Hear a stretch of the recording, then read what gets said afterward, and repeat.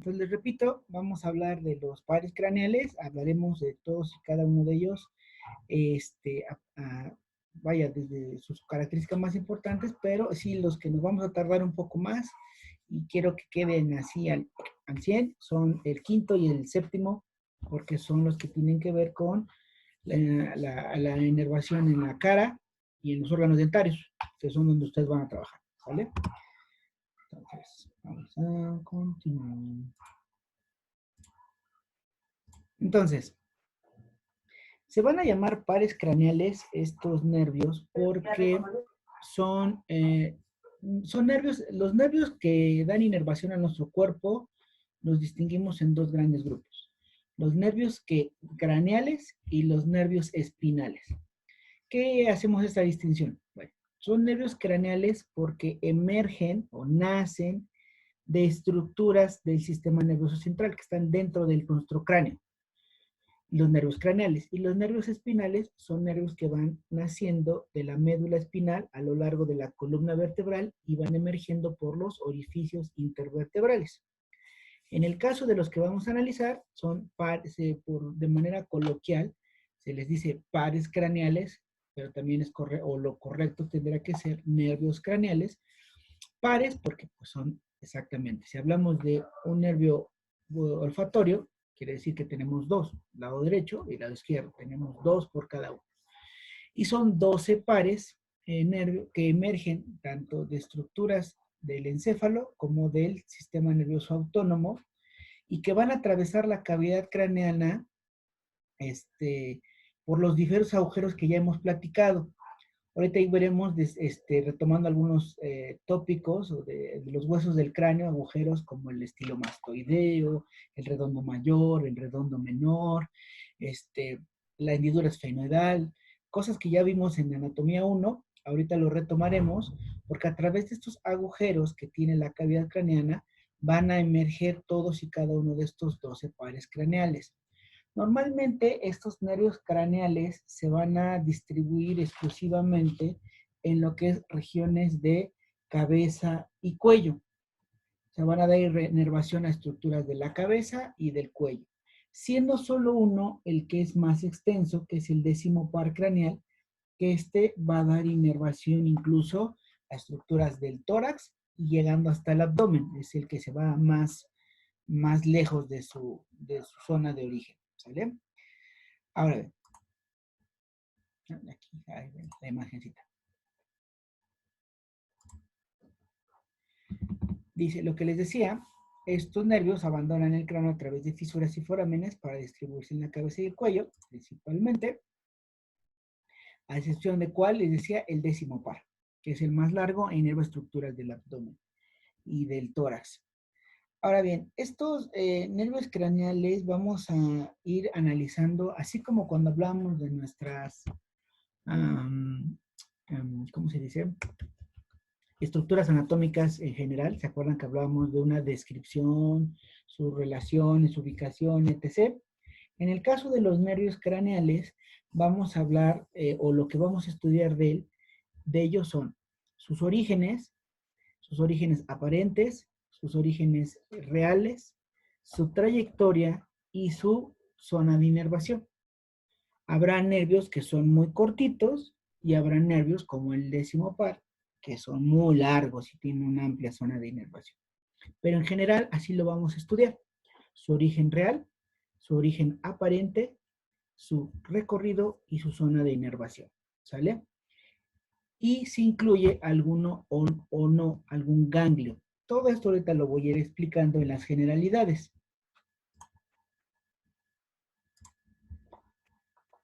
¿Sale? Aquí vemos, de hecho, yo ahorita en su antología, esta diapositiva, yo les puse en su antología una lámina, igual para colorear, del libro de Netter, donde nos dice de manera somera cuál es el territorio de inervación de cada órgano, de cada par craneal. Entonces así hablamos del nervio olfatorio, ¿no? Que es la olfacción, el trigémino, que va hacia la zona de la cara, glosofaringio hacia la lengua y la faringe, el hipogloso, la zona también de la lengua, el nervio accesorio o espinal, que va hacia lo que es nervios del cuello, el nervio vago, que es el más largo, que inerva pulmones, corazón, hígado, estómago, intestinos, tanto grueso como delgado. El vestíbulo coclear, que es el octavo, es la audición en el oído. El séptimo par, que es el facial, en la cara. Y los tres pares craneales, que son el 4, el 3, 4 y 6, que son músculos que se encargan de la movilidad del ojo, y un segundo par craneal, que es el que se encarga de la visión, ¿vale? De manera somera, en esta diapositiva vemos la acción o la inervación de cada uno de estos pares. Recordemos que los nervios tenemos diferentes tipos de fibras nerviosas, dependiendo la información que llevan. Entonces podemos tener nervios meramente sensitivos, es decir, que dan la sensibilidad, que son los que llevan la información del tacto, de la presión, la temperatura, etc. O en este caso, sensitivos especiales como son la visión, la audición o el gusto. Y nervios que son motores, es decir, que estos nervios van a inervar zonas musculares que cuando se activan hacen que algún músculo se mueva en particular. Entonces, y nervios que pueden ser mixtos, es decir, que tienen las dos funciones, que son funciones de sensación, los sensitivos, y funciones motrices. Dentro de los pares craneales vamos a tener nervios exclusivamente sensitivos, nervios exclusivamente motores y nervios exclusivamente, y nervios que pueden ser mixtos. ¿Sale? Ahora bien, cuando les decía dentro de las descripciones de los nervios craneales, vamos a hablar de un origen aparente. El origen aparente se va a determinar como, y aquí está la definición, dice aquí, se denomina así al lugar en donde se aprecia por primera vez que el nervio craneal emerge del encéfalo. Recuérdate que los nervios están formados por cordones de axones de mielínicos. Normalmente, dentro de la conformación de las neuronas, las neuronas multipolares que tienen gran cantidad de conexiones solamente las vamos a encontrar en la corteza cerebral. Las neuronas multipolares son las que nos ayudan al pensamiento más complejo. En el caso de los nervios craneales o de los nervios espinales, se requieren conexiones más rápidas. Quiere decir que los puntos de conexión sean muy pocos. Entonces se necesitan neuronas de tipo unipolar o solamente bipolares. Quiere decir que un nervio craneal solamente va a estar constituida por funcionalidad de una neurona con una acción o dos exactamente muy largos. Esos axones los vamos a poder ver ya de manera física, es decir, ya apreciar en dónde están saliendo en nuestro encéfalo, y eso como cordoncitos, como hilitos, y entonces ese punto donde podemos colocar o distinguir dónde se aprecia la salida de ese nervio, se va a denominar origen aparente. Cuando nos referimos al origen real, el origen real se denomina así el lugar en el encéfalo en donde se originan las fibras motoras o sensitivas, sea el caso, y estos se denominan ganglios o núcleos. Acuérdate que ya dentro de en el espesor de la masa encefálica, todo lo que es nuestro cerebrote, hay zonas específicas que se encargan de tal o cual función. Ustedes, seguramente algunos los que tomaron a lo mejor cuestiones de área de la salud en la preparatoria y tuvieron que estudiar algo de anatomía del cerebro, les dijeron que en la corteza cerebral hay áreas de asociación. Y hay un área del lenguaje, un área de la percepción, un área del olfato, un área de la visión, etc, etc, etc. Esas se delimitan de manera por un mapeo muy específico, pero a simple vista nosotros no podemos decir, aquí empieza la zona de audición y aquí empieza la zona del lenguaje, sino eso exactamente se hace mediante estudios específicos muy especializados. Pero entonces, esas neuronas específicas de esa zona donde se origina o que se encargan de interpretar la información que le lleva a un nervio, o son neuronas que se encargan de mandar una información para que un músculo sea activado, se va a denominar el origen real. Y entonces esas zonas se denominan ganglios o núcleos. Y entonces vamos a hablar así de nombres raros como el ganglio geniculado, el núcleo rojo, el núcleo de etc, etc, etc. ¿Sale? Entonces, ahorita seguimos, voy a decir para que sigamos reforzando esto de los orígenes. Entonces, veremos algo así, ¿no? Imaginemos que esto que estamos viendo a partir de la Tierra hacia abajo es todo lo que es la masa encefálica como tal, todo la espesura de la materia blanca, y aquí ya es la superficie de la corteza cerebral. Entonces, todo esto que no vemos aquí inmerso dentro de la Tierra de la estatua, esto sería nuestro origen real. Aquí estarían diseminadas las neuronas encargadas de recibir la información, si es un nervio sensitivo, o de emitir la información, si es un nervio motor. ¿Sale? Aquí pueden estar dispersas una neurona aquí, otra aquí, otra aquí, otra aquí, otra aquí, en una zona bien delimitada. Toda esta zona que está inmersa en la Tierra sería un ganglio.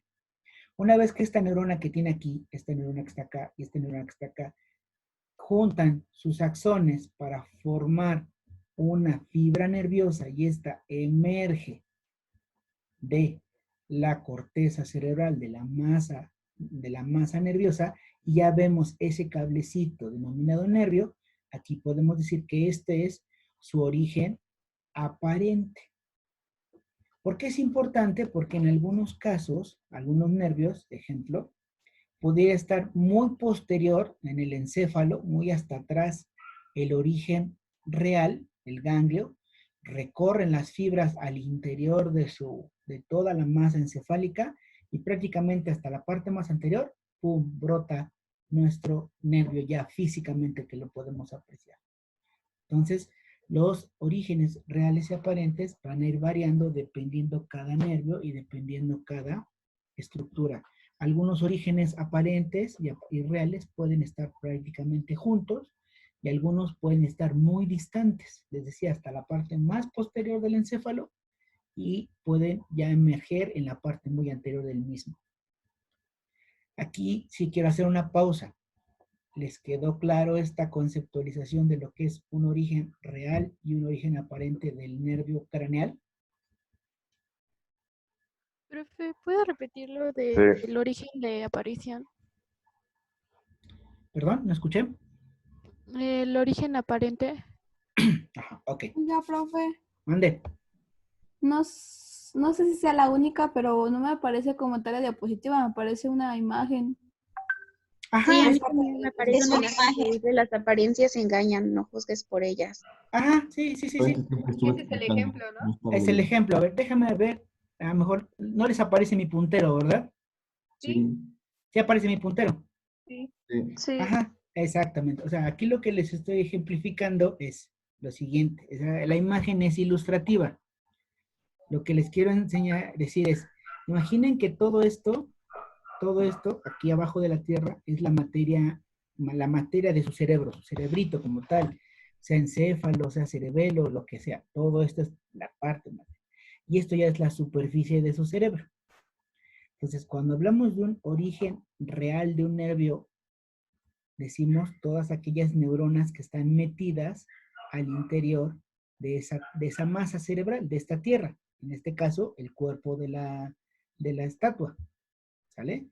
Entonces, aquí disperso no podemos ver. O sea, si yo te digo que vemos en una estatua completa, tú lo único que estás apreciando es la cabeza. Pero al interior de la tierra está todo esta parte del cuerpo. Entonces, todo esto que está inmerso en la tierra, en este caso, en la materia cerebral, sería el origen real.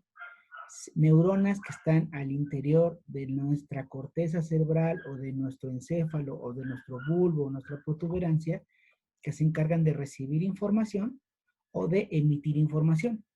Una vez que estas neuronas están aquí, juntan sus axones, se unen en un solo mismo axón, una fibra nerviosa, atraviesan la corteza cerebral y emergen a la superficie de nuestro cerebro.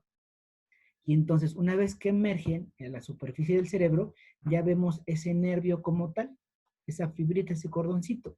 Y una vez que vemos, como en este caso, ya la cabecita de la estatua, esto es el origen aparente. Entonces les decía, en algunos casos, el origen real puede estar y el aparente puede estar tranquilamente juntos, como en este caso. En algunos otros nervios puede ser que el origen real, esté muy posterior, estén por aquí, las neuronas, y los axones van recorriendo por abajo de la masa cerebral, por acá, por acá, por acá, por acá, y hasta aquí emergen, hasta este punto.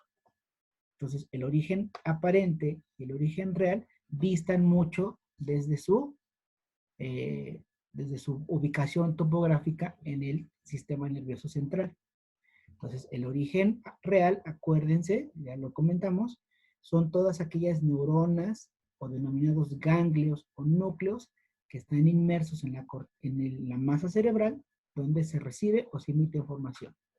Y el origen aparente es donde nosotros ya podemos ver cómo emerge el nervio como tal. ¿Sí? Ya vimos la fibra nerviosa. ¿Sí? Ahora sí quedó claro. Sí, profe, gracias. Ya. ¿Sí? ¿Sí? Vale. Entonces, les decía, una vez que ya quedó claro este concepto, y lo mismo, voy a tratar de subir lo más pronto posible este video para que lo repasen y si siguen teniendo dudas con ese sentido, para que lo respondamos en las siguientes sesiones, ¿sale? Entonces, de todos los nervios craneales, vamos a hablar de su origen real y de su origen aparente. ¿Sí? Vamos a hablar del núcleo donde se origina y de donde emerge o donde ya apreciamos el nervio como tal.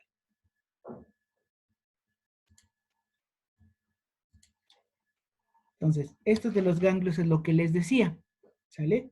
Normalmente, la mayoría, prácticamente todos los nervios craneales, 10 específicamente, van a nacer de estructuras del bulbo raquídeo y de la protuberancia cerebral, la protuberancia. Solo 2 nervios se van a encontrar prácticamente en la corteza prefrontal y en lo que es la unión cerca del hipocampo, entre los dos hemisferios cerebrales. La mayoría van a tener sus orígenes reales en estructuras de la protuberancia, del bulbo raquídeo y del mesencéfalo. Entonces, aquí, por ejemplo, vemos cómo tiene nombres raros. Por ejemplo, ¿no? Vamos a hablar del núcleo de Edinger-Westphal, núcleo motor ocular común, núcleo, ¿cómo dice? Núcleo geniculado, etc., etc., etc., ¿no? Cada uno de estos son neuronas que están inmersas en estas estructuras, ¿sale? Y estos son los ganglios de origen de los nervios craneales.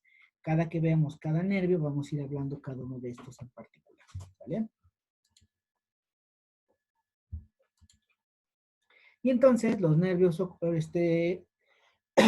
los nervios craneales son 12, y entonces el primer nervio es nervio olfatorio. Ojo, aquí hay una nomenclatura específica.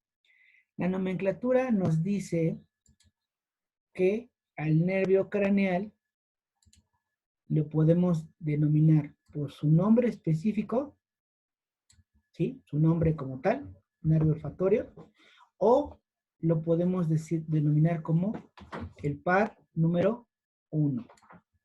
Pero la nomenclatura anatómica nos dice que para nombrarlos debemos de utilizar el número romano.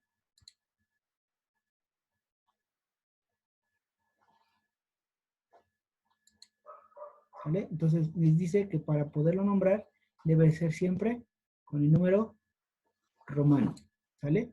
Entonces ustedes, si lo leen, la mayoría de los libros ya no te dice, una vez que te lo mencionan de manera inicial, no te va a estar diciendo el nervio olfatorio, ya solo te dice el par craneal 1. o el nervio craneal 1. Tú ya sabes que el nervio craneal 1 es el nervio olfatorio, ¿sale? Entonces, es menester suyo ahora, pues que se tengan que aprender todos y cada uno de los nombres, porque, así tiene que ser. Es que les digo, ¿verdad? El nervio óptico es el par craneal 2. El nervio 3, ahora bien, el nervio 3 es el oculomotor. En una nomenclatura antigua, que ya está en desuso, acuérdate que los nombres de las estructuras anatómicas nos tienen que decir dónde está, qué es y cuál es su función en general. O sea, eso es el fin de la nomenclatura anatómica.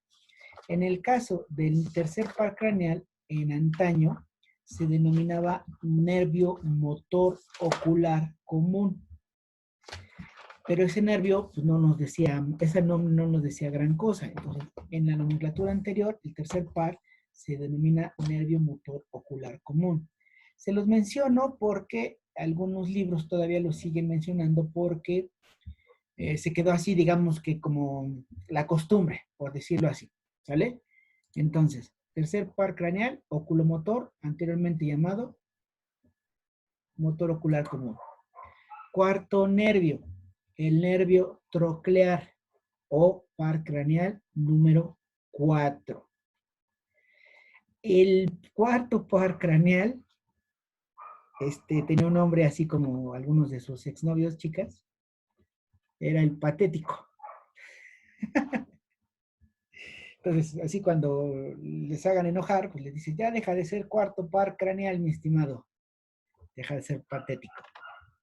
Ahora, su nombre correcto es el nervio troclear, ¿vale?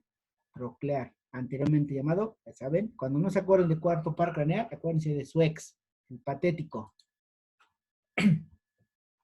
Quinto nervio, el trigémino, par craneal 5, ¿sale? Que este es en el que nos vamos a meter mucho más adelante. Aquí, ojo, el quinto par craneal va a tener 3 ramas o 3 vertientes que nos van a interesar. Y normalmente lo vamos a retomar cuando lo veamos, pero normalmente siempre se menciona, dice V1, perdón por mis letras, pues no es lo mismo que el pizarrón. Ya lo extraño, ¿no? Pues sí, la verdad sí. Éramos felices y no lo sabíamos. Creo que todos. Sí, la verdad. Por eso guardémonos, de veras, pónganse las pilas con sus conocidos y ya, quien esté haciendo fiestecitas y todo, golpéenlos, díganle, no hagan sus cosas. Porque entre más estamos fuera, más tardado va a ser esto. Luego voltear el hocico. Si no entiendo. Por adentro y guardaditos. Por favor. Sale. Entonces, en el caso del trigémino, tres, gémenos, los trillizos, trillizos significa trigémino, tiene 3 ramas. Entonces, cuando las denominamos, decimos rama B1, B2, B3. Entonces, pues, si el nervio se llama trigémino, ¿por qué B1, B2, B3? No, tiene que ver con el número romano 5. Aquí está, el número romano 5. Entonces, implica la rama 1 del quinto par, la rama 2 del quinto par y la rama 3 del quinto par, ¿sale? Pero bueno, esto lo vamos a retomar cuando hablemos un poquito más a fondo otra vez del trigémino, ¿sale? Luego, sexto par craneal, el nervio abducente, anteriormente llamado nervio motor ocular externo. Su nombre correcto ahora es abducente. Luego, séptimo par, nervio facial. Octavo nervio, nervio vestíbulo coclear, anteriormente llamado auditivo. Esto está mal porque el nervio no solo se dedica a la audición, ¿vale? Sino tiene otras funciones que lo veremos cuando lo estudiemos. Entonces, el octavo par, nervio vestíbulo coclear, anteriormente llamado octavo par craneal. Noveno par, nervio glosofaríngeo. Décimo par, el nervio vago.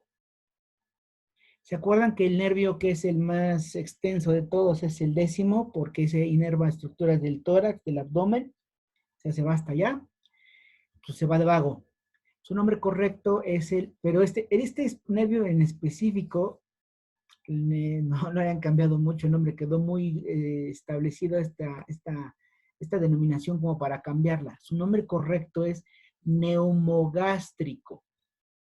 Entonces, el 10º par craneal, su nombre correcto es neumogástrico, conocido así también como algunos de sus ex, el vago.